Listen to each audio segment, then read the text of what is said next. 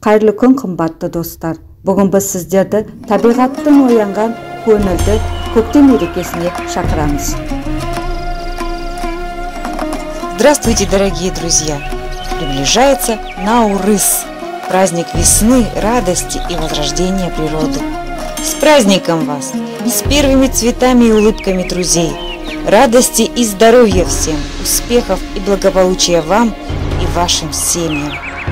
Көктем жетті, қол көзір шуақ қырып, қыс барады қиылып, жылап тұрып, шатырында үйлерді наурыз жүр, мұз көрпесін ақпанның лақтырып. Праздник Наурыз – один из древнейших праздников на Земле. Он отмечается уже более 5000 лет как праздник весны и обновления природы среди тюркоязычных народов. В каждом доме его празднуют за богатым дастарханом в кругу родных и близких людей. К сожалению, этот праздник выпал из традиционных народных торжеств на более чем 60 лет. С 1926 по 1988 год празднование Наурыза было запрещено. Его называли пережитком прошлого. В 1988 году, то есть более 30 лет назад, в Казахстане возродили празднование Наурыза. Наурыз қайтып оралды атыдамыз, сұраймыз алғысты ақыда біз. Үй дастархан таламыз, сахнамыз, ұлы мейрам Наурызға шақырамыз. 15 марта 1991 года Наурыз был утвержден в качестве официального праздника. Но сам праздник длится целый месяц с 22 марта по 22 апреля. Так что нужно сохранять праздничное настроение в течение этого периода, а лучше и дольше. Раньше люди встречали Наурыз на рассвете, собираясь у водоема, где начинали сажать молодые деревья, ведь считалось, что лучше пусть от человека останется одно дерево, чем целое стадо. Таким образом возлагалась дань растительному миру, благодаря которому человек мог питаться и дышать свежим воздухом. Возможно, растительность считается непосредственным даром природы, потому что она корнями связана с матерью землей. Перед Наурызом проводится обязательная уборка и стирка, чтобы встретить новый день в чистоте и необремененным хозяйственными заботами. Важной составляющей национальных и народных праздников является богатый дастархан.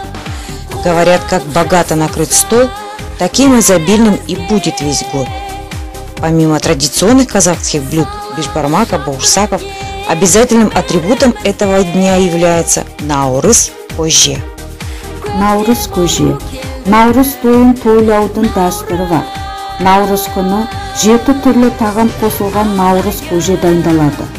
Әр үйдің дастарханы бұл күні наурыз көжемен бірге ұлттық тағамдарға толады. Наурыз көже су мен тұздан басқа кеміне 7 түрлі азықты бидай, тары, құрт, ет, сүт, күріш, май пайдалану арқылы пісіріледі. Бұл асқа соғымнан әдейі сақталған мүшелер жамбас, қазы, айран немесе құрт қосылады. Көже ішіп болған соң үлкендер ақ тілеу айтып бата берген. Наурыз көженің тәрбиелік мәні зор. Ол адамдарды жомарттылыққа, ізгілікке, ұйымшылдыққа, татулыққа, бірлікке шақырады.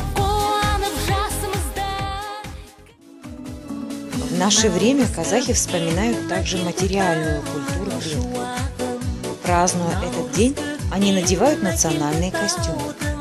Девушки носят приталенные платья, расширяющиеся к низу, ярких расцветок с оборками. Платья украшены орнаментами, бахромой и каймой. Девушки обязательно заплетают косы, так как считалось, что распущенные волосы – это знак боли и траура. Среди аксессуаров были распространены серебряные украшения. Поэтому, чтобы дополнить наряд, можно подобрать широкие серебряные браслеты с замысловатыми узорами и длинные серьги причудливых форм. Мужчины надевают чапаны в пол, богато украшенные золотой вышивкой, в тон им идут тюбетейки и колпаки. В этот праздник казахстанцы поздравляют друг друга, произносят теплые пожелания. Но чаще всего звучит «Наурыз мейрамы құтты болсын». ақ мол болсын. В ответ нужно сказать «бірге болсын». В этот день обязательно приглашают к себе гостей и сами посещают родственников, знакомых, друзей. Здесь тоже появляется число 7. Нужно принять 7 гостей и посетить столько же домов.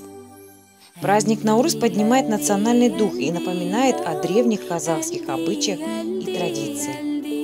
Сейчас мы покажем вам обряд Бесикке Салу. Бесикке Салу или Бесик Той – традиционный казахский обряд, связанный с появлением ребенка на свет. На 3-й день после рождения устраивают праздник. В этот день младенца первый раз кладут бесик, колыбель-качалку.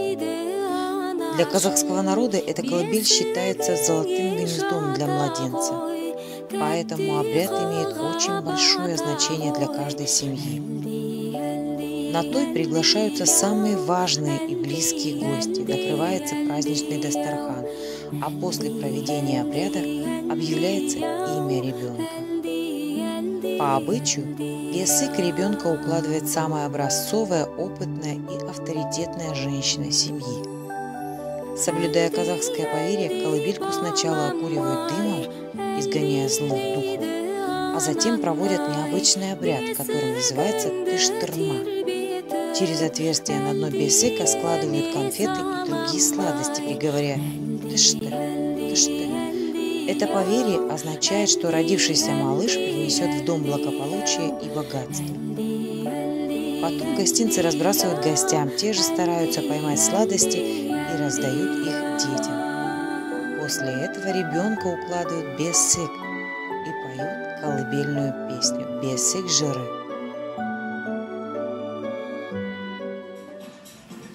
Многие поэты воспевали Наурыз. Великий Абай писал так об этом празднике: «И смеется, и песни поет молодежь, да и старых по юртам ищи, не найдешь. И со смертного ложа могли бы их поднять песни, солнце и ветер, и птичий галдеж. На весеннем кочевье аулы сошлись. В общей радости родственники обнялись, а знакомые просто, шутя и смеясь, обо всем толковать по душам принялись. И все девушки лучшие надели убор, и долины в тюльпанах, как пестрый ковер. Дух весны из тихони творит храбреца. Стали щедрыми все, кроме злого скупца. Старики, одряхлевшие снега белей, согреваются, смотрят на игры детей. В голубых небесах певчих птиц голоса, на озерах по заводям крики лебедей. В полночь яркие звезды, большая луна. Как же им не гореть, если полночь темна?